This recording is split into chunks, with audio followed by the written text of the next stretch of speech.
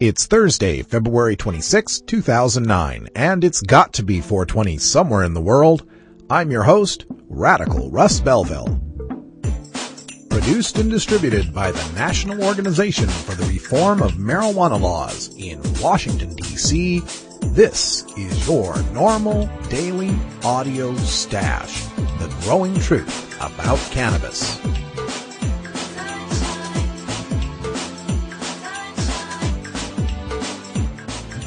Welcome to the most popular podcast regarding marijuana in all of America and all the world, featuring interviews with scientists, politicians, doctors, prohibition policy activists, regular cannabis consumers, musicians, and NORML staff and NORML's board of directors, along with music and comedy no other podcast can offer.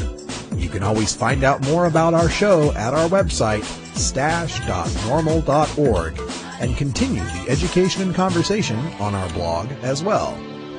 We're ending marijuana prohibition with education, one listener at a time.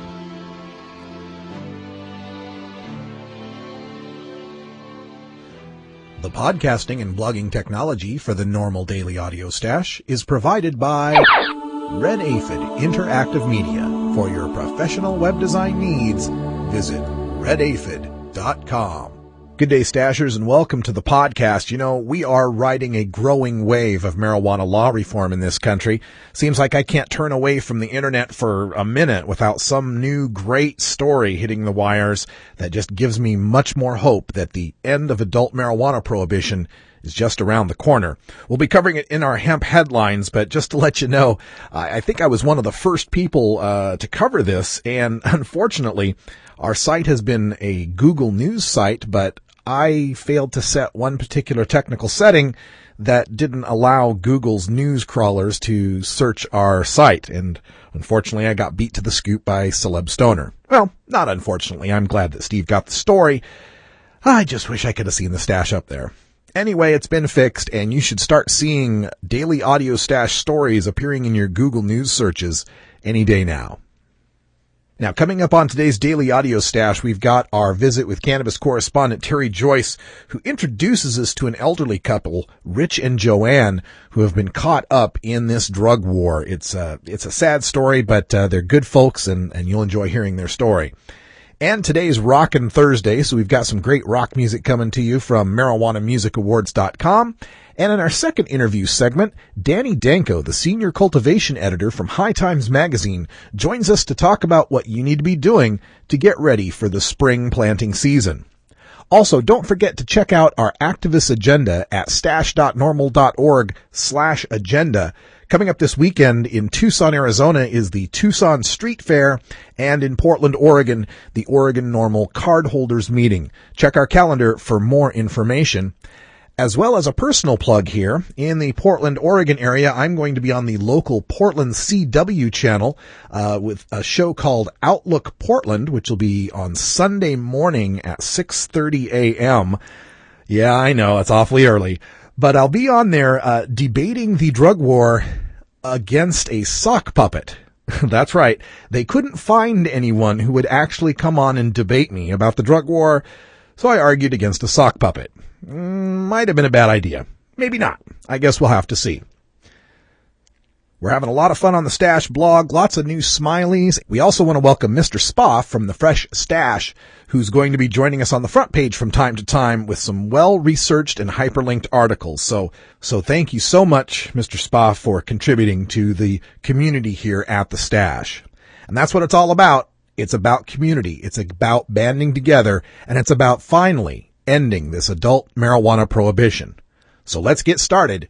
It's time for your NORML Daily Audio Stash.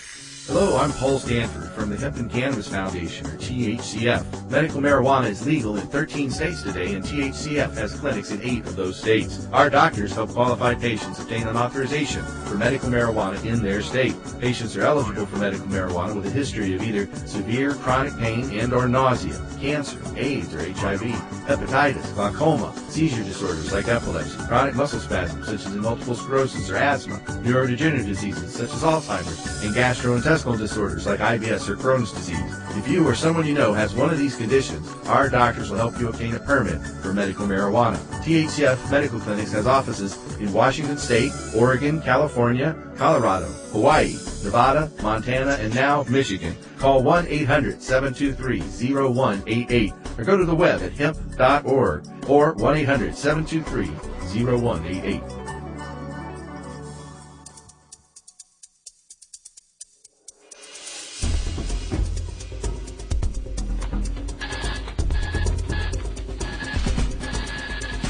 Now it's time to take a look at the latest stories about marijuana from news organizations across America and around the world in our NORML daily audio stash, Hemp Headlines. Attorney General Eric Holder ending medical marijuana raids, quote, now American policy, end quote. Speaking at a press conference with DEA Administrator Michelle Leonhardt, Attorney General Eric Holder declared that ending medical marijuana raids is, quote, now American policy, end quote. Right after the inauguration, there were some raids on California medical marijuana dispensaries. Was that a deliberate decision by you, by the Justice Department? Was that a prediction of policy going forward? Do you expect those sorts of raids to continue? No. What the President said during the campaign. Well, what the President said during the campaign, you'll be surprised to know, will be consistent with what we will be doing here in law enforcement. He was my boss during the campaign. He is formally and technically and by law my boss now. And so what he said during the campaign is now American policy.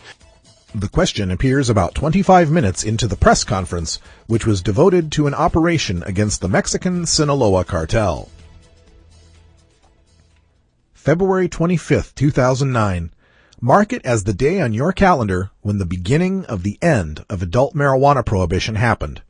With federal pressure off of California and other medical marijuana states, the acceptance of cannabis will grow like a weed.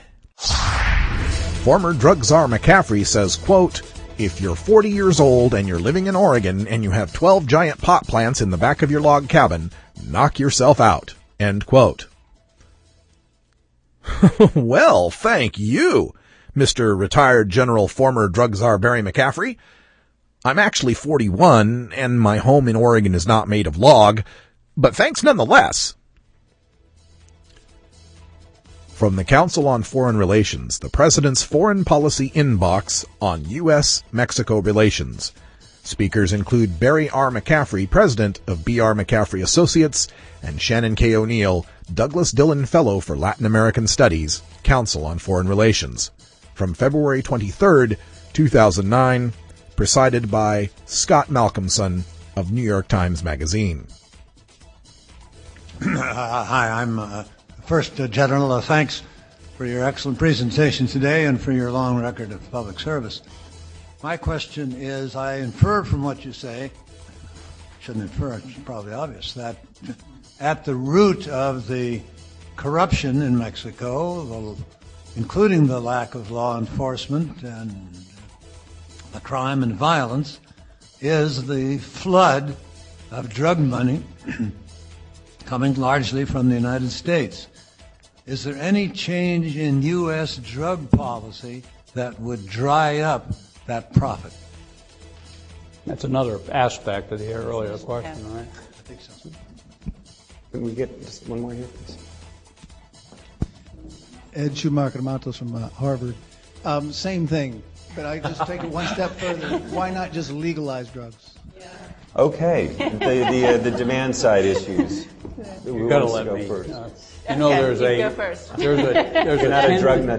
10-minute answer, there's an hour answer, there's a 3-day answer, and fortunately, since I'm not in public life, I actually don't care. I care about 6th graders through 12th graders. And if you're 40 years old, you're living in Oregon, and you have 12 giant pot plants in the back of your log cabin, knock yourself out. Great, Barry. I'll tell that to my friend out here in Oregon who truly lives out in the boonies, not quite a log cabin. was a registered medical marijuana patient growing 12 or so big old pot plants out in her backyard. You sent your DEA agents to her backyard, ripped up those plants, held her at gunpoint, and terrorized her family. You harassed her and destroyed her property. To this day, a decade later, she suffers from PTSD and cannot come to the city because of severe agoraphobia. Glad to know that in private you just don't care, but in public you had to wreck her life. Study criticizes Bush Drug Office for its focus on youths and marijuana, not adult drug users. The White House office responsible for fighting illegal drug use has focused for nearly a decade on youth smoking marijuana instead of a broader strategy that would sufficiently target adult drug users, according to a new study. The nonprofit National Academy of Public Administration says the $1.2 million study, which it planned to release Thursday, found that the Office of National Drug Control Policy under President George W. Bush relied on selected data to show progress in combating illegal drug use by youth. The office did not highlight less positive results among adults or pursue a comprehensive anti-drug strategy across age and demographic groups, the report found.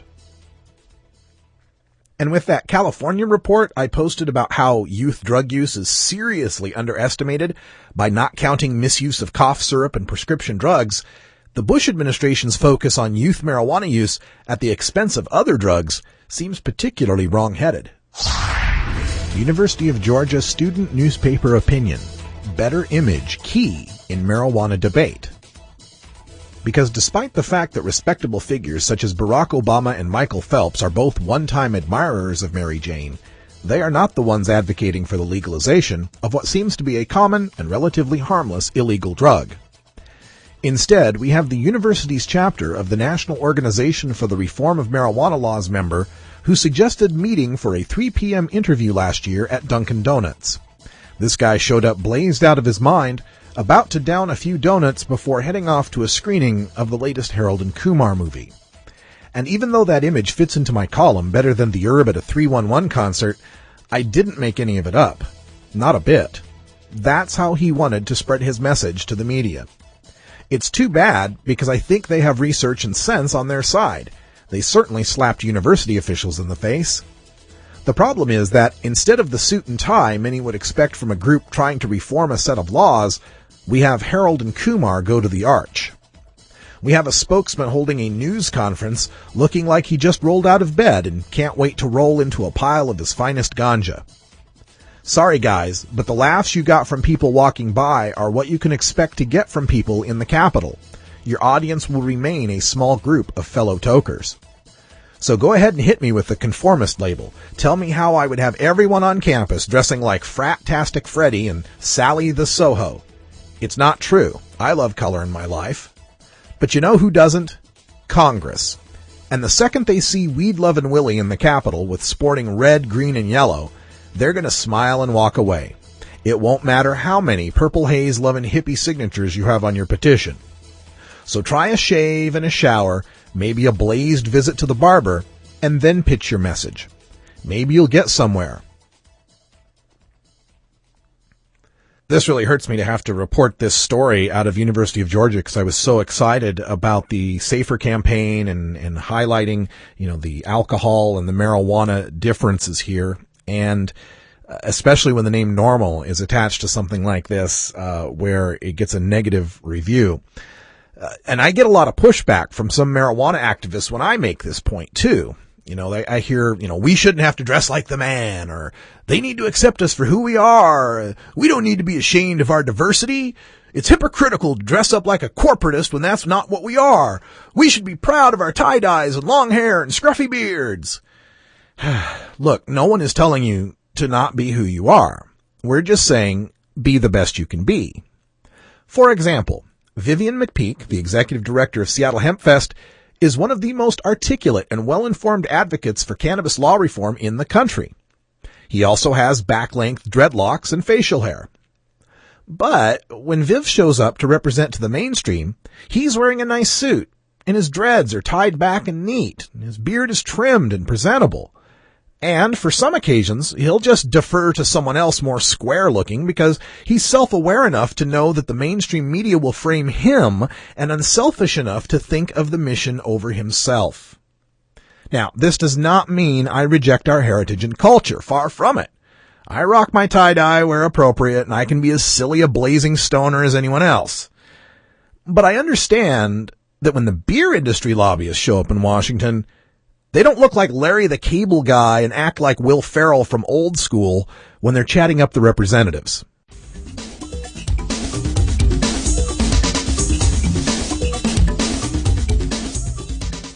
So here's the deal. We've got this new president who seems really cool. I mean, the guy's well-spoken, he's open-minded, he seems to listen to people, and he's extremely well-educated. I mean, he graduated from Harvard Law School. But this is a guy who's admitted to smoking marijuana, that illegal leaf that just ruins people's lives. How could the president of the United States have ever done such a thing? Maybe because he knew it was less addictive than both alcohol and nicotine, and knew it can be consumed responsibly. But it's probably been a while since he smoked a joint. So if I had one thing to say to Barack Obama about cannabis, it would probably be something like, "Hey dude, I'm one of 80 million people in your country who has smoked marijuana, and so are you." Or maybe I would say over 700,000 people were arrested in this last year for marijuana-related charges. Or something like, let's re-examine this law altogether. Or possibly that $1.3 billion is spent annually fighting marijuana, not including the cost of prison management and construction. Or I might just end up saying, hey man, you know the facts. Let's fix this mess.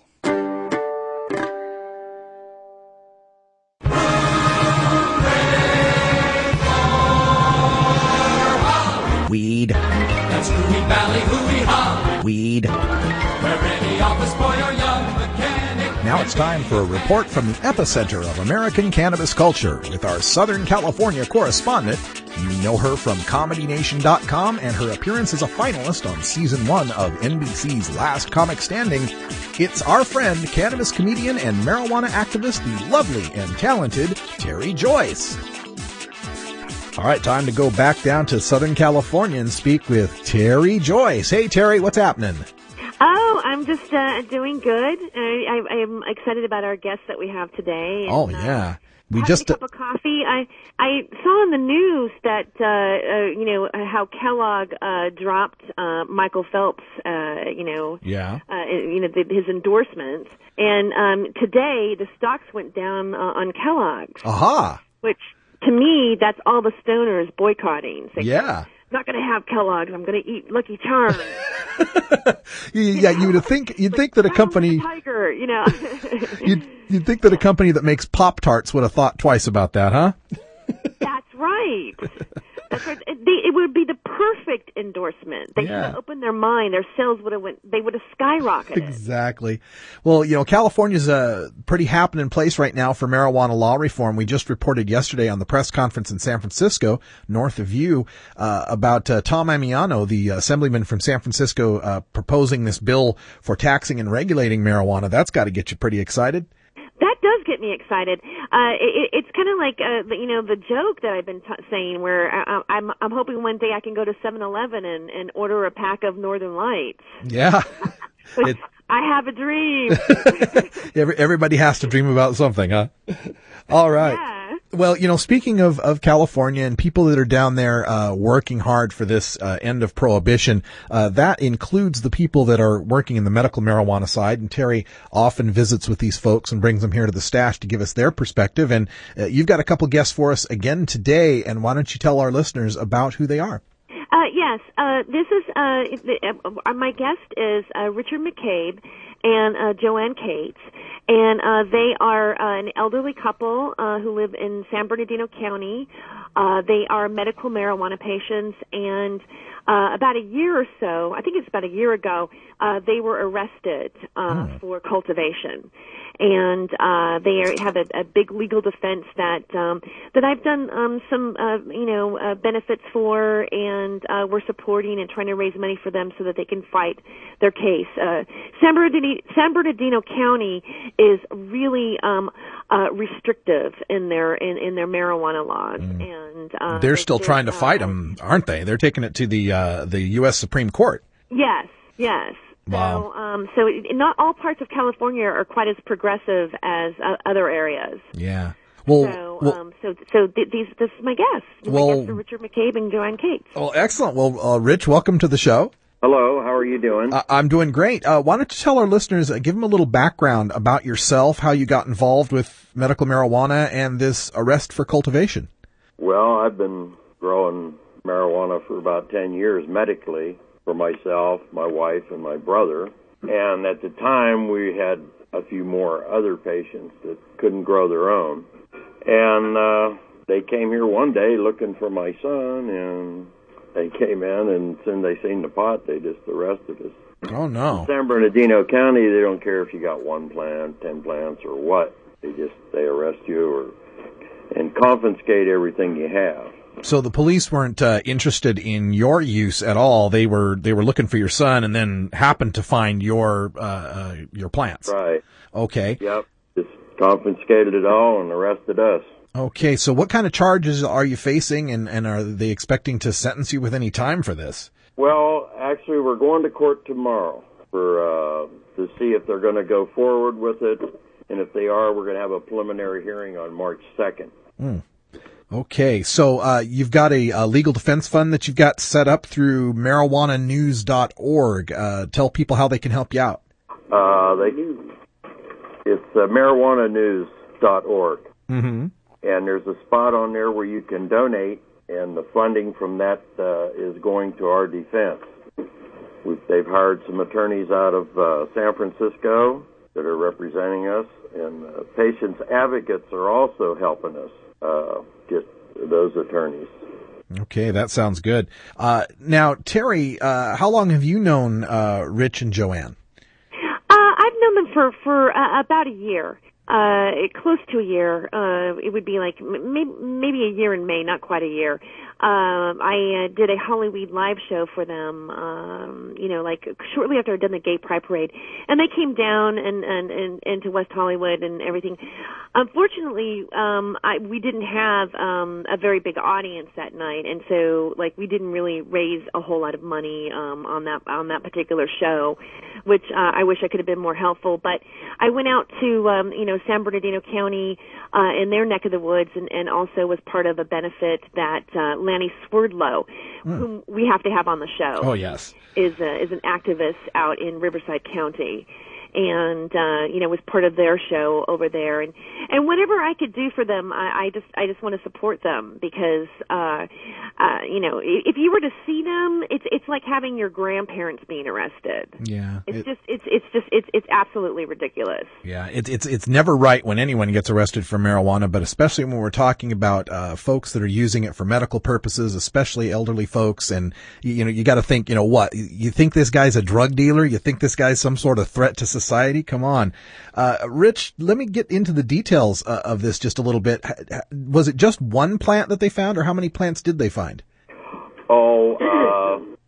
We don't know. They claim they found 118, but they do is if a plant has 4 stalks coming out of it, they cut all them stalks off and they count them as plants. I see. So you can't. It's kind of hard to fight them when they tell you got too many when they up the number like that. No kidding. One plant and they make it 5. How about the size of the plants? Were some of these just little seedlings? Well, some of them were just clones. Yeah, they were seedlings. Just I'd say 50% of them were clones. Okay. That I was supplying to other patients and another collective. Oh, so you're not just for yourself and your wife, but also for other patients and some collective use then? Right. When I started going to these MAP meetings, they encouraged everybody to grow and help supply for other people that couldn't grow and stuff like that. So that's how we got involved. Right. And this isn't doing clones and stuff for other people. And this isn't in any way any sort of money-making operation for you in any way, is it? No. No, not at all. $15,000 in the hole right now. Yeah. And that only include my lawyer. Yeah, exactly. And that's what always gives lie to these prosecutorial efforts. They always talk about, we don't go after the small scale, or we don't go after the medical user. We go after the kingpins, the big dealers. And Rich, you and Joanne do not sound like that at all. Now, is Joanne also available on the line? Is Joanne there as well? Yes, she is. Oh, let's speak with Joanne a little. Okay. Hi, how are you today? I'm doing great, Joanne. How are you? I'm doing good. Do you I'm nervous. Yeah, I was going to say. Tomorrow, you know, I'm starting to get a little nervous. Yeah, that's what I was wondering is what your feelings are with this impending trial. Tell our listeners. I've never, ever been in trouble before. Never, ever been in jail or anything. Yeah. Until this happened, and I was 74 years old when it happened. Wow. So that's pretty scary. You made it to 74 without even a parking ticket? Yeah. You're doing better than me. I think I got 2 tickets in my life, you know, driving a car. One was for not stopping at a stop sign, and I think I got 1 speeding ticket. Oh, boy. Well, you definitely sound like a big, bad, drug-using threat to society, don't you? Yeah, I really am. And you know what? I wanted to tell you what they did. I had a microwave here in a box. We were kind of doing some work in the kitchen, got a new microwave we was going to put above the stove, and I couldn't find my papers that day where I'd got it on the credit card. So they took it. Oh. And I've never gotten it back, and I don't know if I'll ever get it back. And you know, everything's worn out on it now. I mean, the guarantees and all that. It's not going to be any good if I ever do get it back. So the police seized your microwave oven because it was ill-gotten proceeds of the drug trade, or what? I guess so. They just picked it up and left. It was still in the box and everything. Oh, my goodness. And I was shook up, so I couldn't find the paperwork, you know, and all that to prove it. Oh. And after I got the paperwork and took it back down there, then they wouldn't give it back to us. Yeah. And how long ago was this initial arrest? It was years ago. It'll be 2 years in August, so I don't know. This is what... A little over a year now, you know, but it'll be 2 years if we don't go to court pretty soon. Yeah, and this is what I always point out to people that are listening, especially, you know, first-time listeners or people that maybe aren't involved in marijuana at all. I always point out that, you know, it's not that marijuana users necessarily are going to prison, although some do. It's that this arrest can upheave your life for years. It can completely change your life, even if you're not convicted. Right. You have to keep going back to court, and every time you get a little nervous, you know, and like I said, they take your stuff, and they're just legal thieves, I think. Yeah. I don't know. Yeah, legal thieves. That's a good way to put it. Well, I want to encourage everyone to visit marijuananews.org and look for the link to support Rich McCabe and Joanne Cates and donate to their legal defense, because these are good people, and there's no, you know, they're medical users trying to help other medical users. It's legal in California. San Bernardino County needs to get the memo. Thank you, Joanne, for speaking to us. And let's go back to Terry for a moment. Terry, is there anything coming up in the future as future benefits or any other ways to help out Rich and Joanne? Well, you know, we are doing you know, there is going to be a fundraiser. I guess it's pending on the court case tomorrow whether or not they're going to drop it or go forward. But what was it, Rich, you were talking about? Maybe was it in March you were talking about having a fundraiser? We have one for March 22nd, but we're not sure of the entertainment yet. It might go to like the first part of April, the first week of April. Okay. But we're trying to do it at the end of March. Okay. When you guys get that ready, let me know. We'll definitely broadcast that here on the Daily Audio Stash and get as much support for you. That'd be wonderful. Yeah, as much as we can.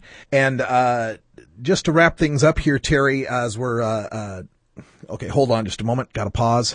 All right, Terry, you always bring us great folks, and once again, Rich and Joanne are no exception. We want to help them out as much as we can. And Terry, we also want to help you out. What's happening for you coming up here in the near future? Well, what's really exciting right now is I've been working on a show called The Free Speech Show, which I've been doing for ComedyNation.com. It's just recently been sold to Strike TV, which is a website that was for shows that was developed by the people who are from Comedy Central. Oh. And they do the Daily Show with Jon Stewart and the Stephen Colbert Report. Oh, great. So we have our free speech show now on Strike TV, and last night I just did my first show for that.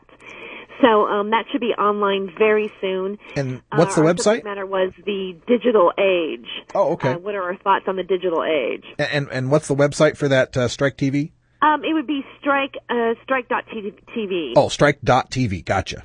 Yeah. Okay. So I think that's right. I hope I'm saying that right. Well, we'll look it up before we post it. Okay, thanks. Well, Terry Joyce is our Southern California correspondent, letting us know what's happening in the epicenter of 420 reform down there in California. And Terry, thanks a lot for bringing Rich and Joanne with you. And Rich and Joanne, thank you so much for joining us here on the Daily Audio Stash. Well, thank you for having us. Thank you very much. I'm Alan St. Pierre, Executive Director of NORML, Have you heard about the new super pot that's supposedly 20 times more potent than your father's Woodstock weed? Don't believe the hype. Marijuana's THC potency has always varied, even in the 60s and 70s. And the drug czar's numbers are full of, well, exaggerations. While no intoxicant is harmless, cannabis is non-toxic and far safer than alcohol. No matter how much you smoke, of whatever potency, you cannot die of a marijuana overdose. Potency is irrelevant anyway. More potent pot just means you smoke less of it, meaning less harmful smoke in your lungs. This is a prime example of harm reduction in action. Besides, the government already allows the prescription of THC pills. Its commercial brand name is Marinol, and it's 100% potent. Meanwhile, the federal government won't allow dying people to use natural marijuana, no matter what the potency? Does this make sense to you? Learn the facts about pot. Visit NORML.org today.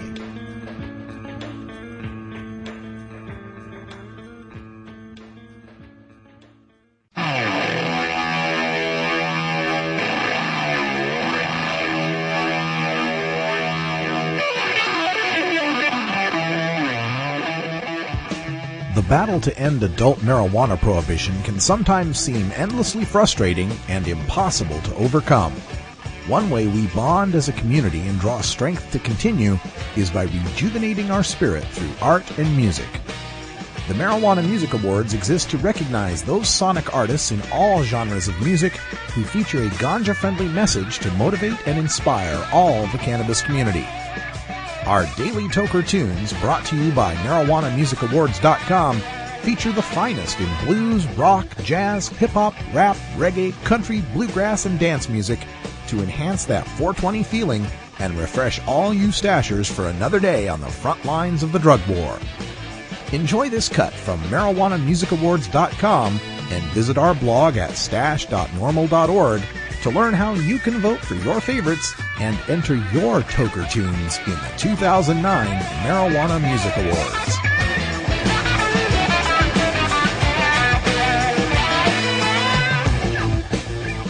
For Rockin' Thursday, we bring you Memories by Seminole County. After years of successful tours and gigs, including a tour of Europe, performing at the Grammy Awards Showcase, and a tour of Asia in 2008, the band is now working on solo projects. JJ of Seminole County has taken the next step as Winter Springs, one of the most promising artists I've heard in ages, being a common response from the worldwide media after listening to her music. In 2008, Winter Springs won Global Marijuana Music Awards Best Hemp Song. Winter Springs is a fountain of music, an outstanding songwriter and performer with a huge variety of new collaborative opportunities. Keep updated about Winter Springs at winterspringsmusic.com and Seminole County at myspace.com/Seminole County Space. Rock on with this classic song. It's Memories by Seminole County.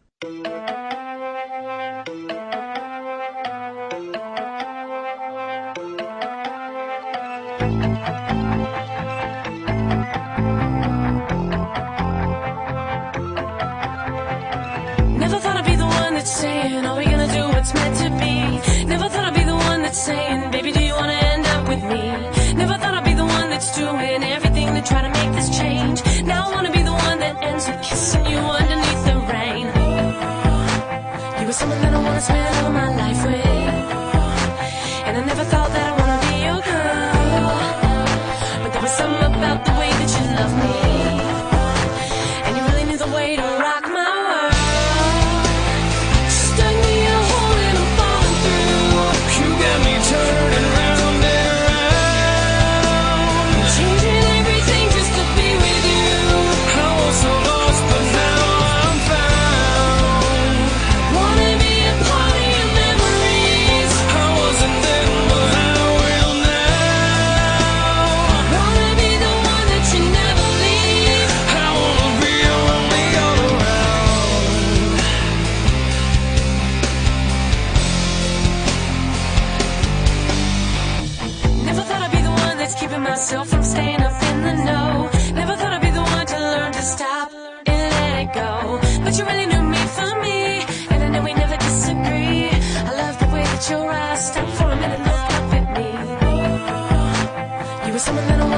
fill my life with. And I never thought that I wanna be your girl, but there was something about the way that you loved me, 'cause I really knew how to rock your world. Stung me a hole and I'm falling through. You got me turning round and around, changing everything just to be with you. I was so lost, but now I'm found. Wanna be a part of your memories. I wasn't then, but I will now. Wanna be the one that you never leave. I wanna be only all around. You keep me turning round and round, and I'm never gonna turn away. I'm so high up in the clouds right now. Your love just keeps me where I wanna stay. I wanna give you all my love and show you everything I wanna say. I wanna show you all my love and give you everything to love me. Stung me a hole and I'm falling through. You got me turning round and around, changing everything just to be with you. I was so lost, but now I'm found. Wanna be a part of your memories. I wasn't then, but I will now. Wanna be the one that you never leave. I wanna be only all around. Stung me a hole and I'm falling through. You got me turning round and around, changing everything just to be with you. I was so lost, but now I'm found. Wanna be a part of your memories. I wasn't then, but I will now. Wanna be the one that you never leave. I wanna be only all around. I wanna be only all around.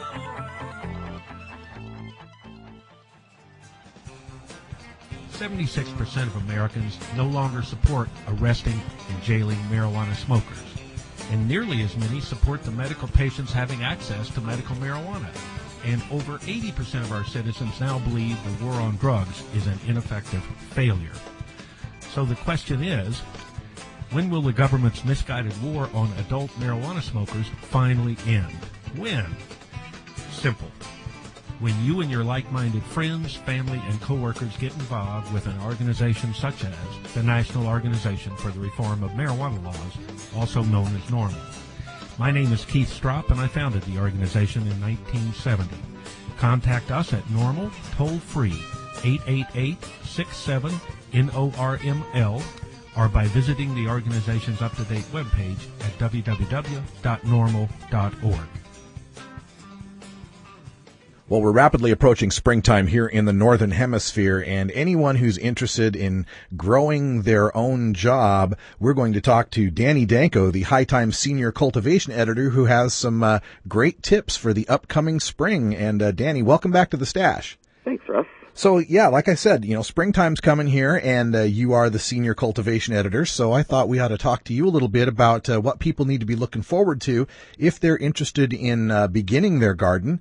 And you had some interesting ideas about this as far as, comparing this to previous bad times we've had in this country and how something like a victory garden could help people out. So why don't you give our listeners a kind of the idea you're talking about here? Well, basically, in tough times, it seems like Americans always sort of turn back to the earth, for their sustenance and that sort of thing. Whether it be storing goods through the winter or victory gardens, during World War II, kind of reducing the stress, on the soldiers and the chow lines and stuff. So basically, the idea is to plant a tray of seeds right now. Now's the time to start popping seeds. Put them on your windowsill, like a sunny windowsill, and get those plants going, and share them with friends. If you don't have the space to put a plant, just grow it out, and someone will always take it if they have a nook in their backyard or some kind of deck or some place where no one's going to see it for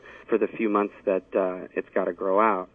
it seems like a lot of people do have that space, and now is the time, I would say, to pop those seeds and get started. Yeah, and we're seeing a lot of problems with this oncoming recession and people being laid off their jobs. And, when you lose your job, you a lot of times lose your health care insurance as well. And what better way to help your fellow Americans out than by growing some medicine, right?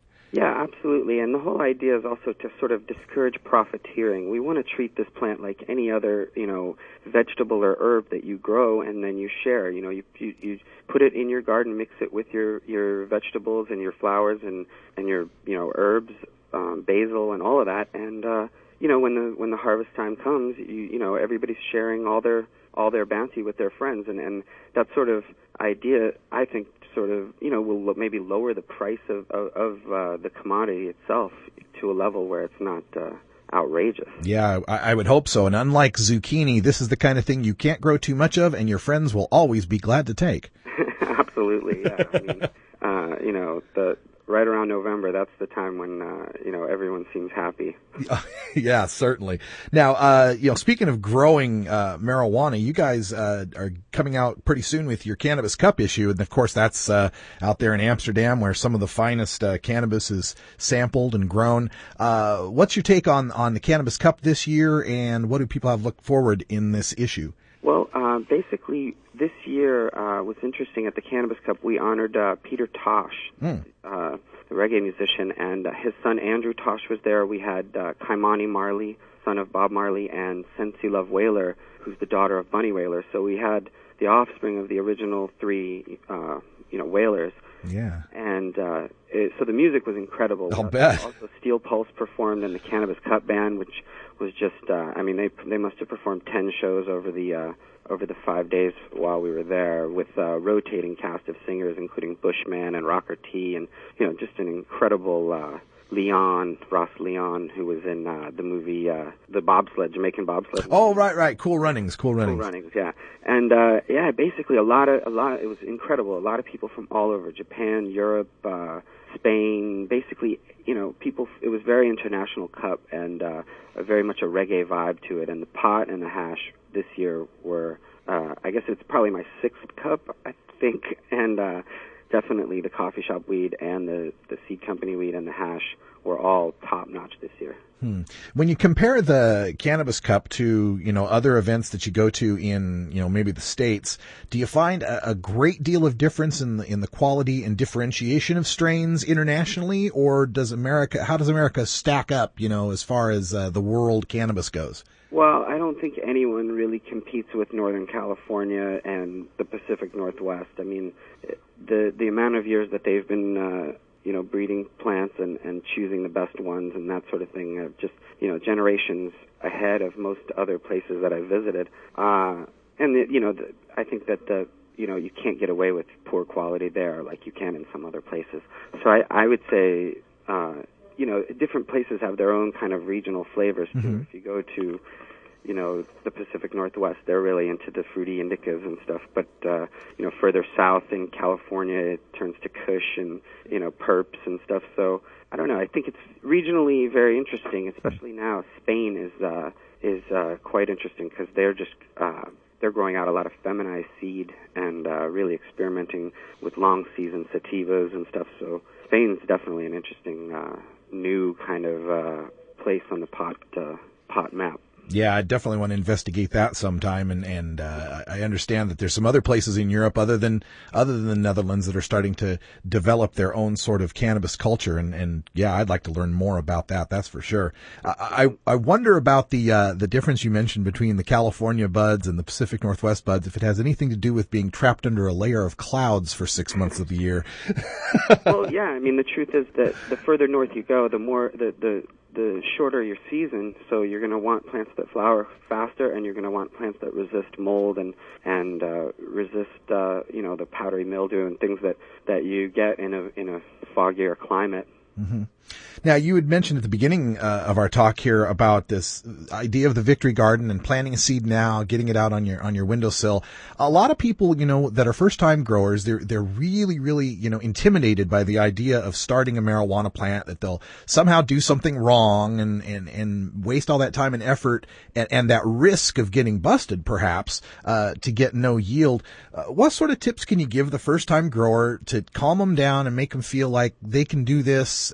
And what basic mistakes do people make that maybe they should know about? Well, I guess it really depends on indoor and outdoor, but since we're talking about the spring and people doing the outdoor thing, I mean, the key is to have a space that no one is going to see for, several months through the summer, while this plant gets larger and larger. So you start the seeds now in a tray, you pick the most vigorous ones, and you got to transplant them pretty quickly once they pop into a larger container, and you got to ensure that they get a certain amount of sunshine every day. I would say more than 4 to 5 hours of continuous sun, and then maybe some shade. But the more sun, the better. Mm-hmm. And keep them watered and stuff. As far as the security, I mean, if the idea is to just grow a few plants and have them grow very big. So the larger the root mass, the larger the plant. So if you go with a big container, like a big Rubbermaid tub or something, and you're just growing one plant, I think you're a lot better off that way than growing, a field of 20 or 30 plants that are much smaller, because the count is just one plant. You can pretty easily, convince someone that that's for your own personal use, because it is. Yeah, good point there. And I don't think that depending obviously on what state you're doing this in, the penalties for growing one plant in most places aren't usually that severe. Is there a possibility that when people have these on their windowsill, they'll overwater them, or they shouldn't give them certain commercial fertilizers or anything like that? Anything's where people I think if they're amateur gardeners, they might get some ideas from say TV or watching infomercials or something that might work for some other plant but would be terrible for marijuana. Well, there's plenty of little, hydroponic units and stuff that you can buy that take care of the watering for you. But the more, if you can grow a house plant, you can grow a pot plant. Okay. I mean, it's not basically, overwatering and underwatering. All those things can be monitored pretty easily and pretty cheaply. And the idea is also get yourself a book or a DVD or a High Times magazine or something. You got to do some research on the plant before you get started. But the information's all out there. And the Jorge Cervantes, our columnist, the reason all this stuff is happening in Europe, every country where he translates his book into their language, marijuana culture pops up there. He translated it into Polish. There's 60 million people living in Poland that are, now the information is there in their language on how to, start the seeds, how to grow the plants, what to feed them, when to harvest, all that information in their own language. So times are changing, and this plant is really, basically overgrowing the government and all of these efforts to keep it down. Yeah, as Jeff Goldblum said in that dinosaur movie Jurassic Park, life will find a way, and it looks like it has. Well, yeah. Danny, you mentioned the Cannabis Cup issues coming out. Is that out on the stands right now, or is that is on newsstands now? Absolutely. We've got interviews in there with Kinky Friedman, Joe Rogan, Eddie Bravo, the rapper Devin the Dude. We've got a bunch of grow information, how to clone plants. We've got all that Cannabis Cup stuff with the music and the pot and the hash. So it's pretty packed with good pot stuff. All right. So High Times Magazine on your newsstands, or check out hightimes.com for more information. Danny Danko is the High Times Senior Cultivation Editor and joins us from time to time here on The Stash. Anything else you want to say before we wrap things up, Danny? Just get those seeds popped and get growing. All right. Thanks a lot, Danny Danko. Thank you for downloading the NORML Daily Audio Stash, the growing truth about cannabis. We are produced by the National Organization for the Reform of Marijuana Laws in Washington, D.C. Our executive producer is Alan St. Pierre. Our deputy director is Paul Armentano. Our webmaster is Brian Judy. And web production is provided by Red Aphid Interactive Media. As always, you can catch up on the latest information about marijuana at www.norml.org. And you can interact and download from our Audio Stash blog at stash.normal.org.